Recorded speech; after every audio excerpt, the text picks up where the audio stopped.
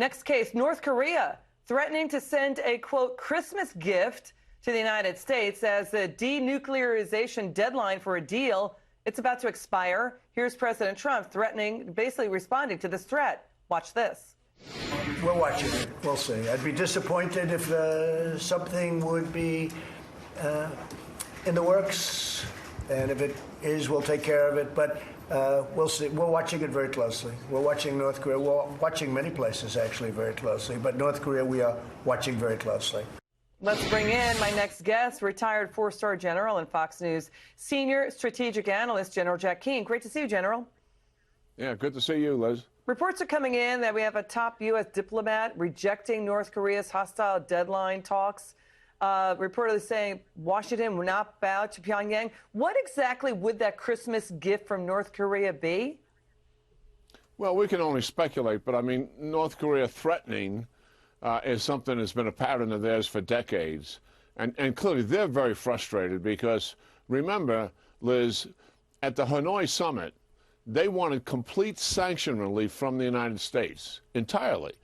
And they were going to give us hardly anything in return. Not a single missile and not a single nuclear weapon would be destroyed. And President Trump did the exactly right thing and walked out of there. So the sanctions now, all these months later, have had greater impact. And they're playing this hand as leverage to try to get us to reduce the sanctions. Now, what could they do to get our attention? I don't think it would be short-range or medium-range rockets, which is what they've been firing for the last 6 months. If they really want to do something that's going to create a crisis, then that's going to be long-range ballistic missiles or a nuclear test. I doubt the nuclear test. But nonetheless, any one of those, I think, would forfeit the peace negotiation progress that President Trump and Kim Jong-un have established with the two summits and the one impromptu meeting in June.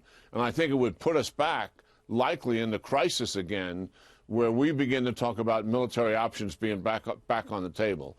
So we'll see whether this is just rhetoric or there's something substantive here that's going to change the nature of the relationship to date.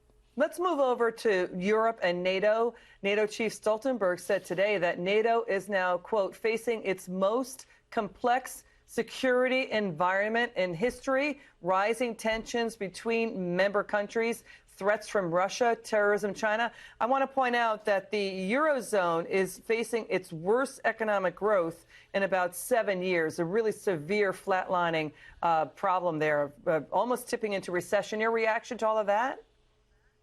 Well, I think there's a point to be made here. I mean, the global security situation has clearly worsened with the competition with Russia and China and Iran's regional objectives, which actually impact on Europe as well in terms of terrorism and the spread of radical Islam, despite everyone's best efforts to push back on it.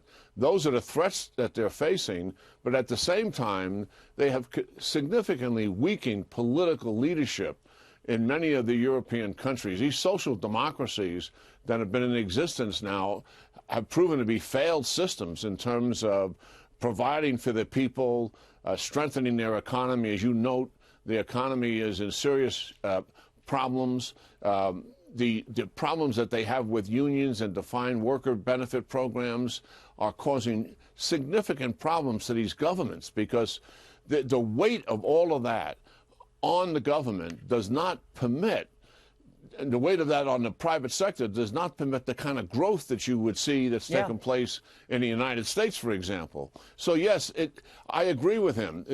These are serious challenges internally to Europe and also externally. At the same time, you have Britain who wants out of the European Union. And that also is reverberating throughout the European Union in terms of other countries' impact as well. Yeah, whether other countries will defect. We're not hearing that yet, but we'll stay on the story and bring it back on. General Jack Keane, you're terrific. Love your insights. Come back soon.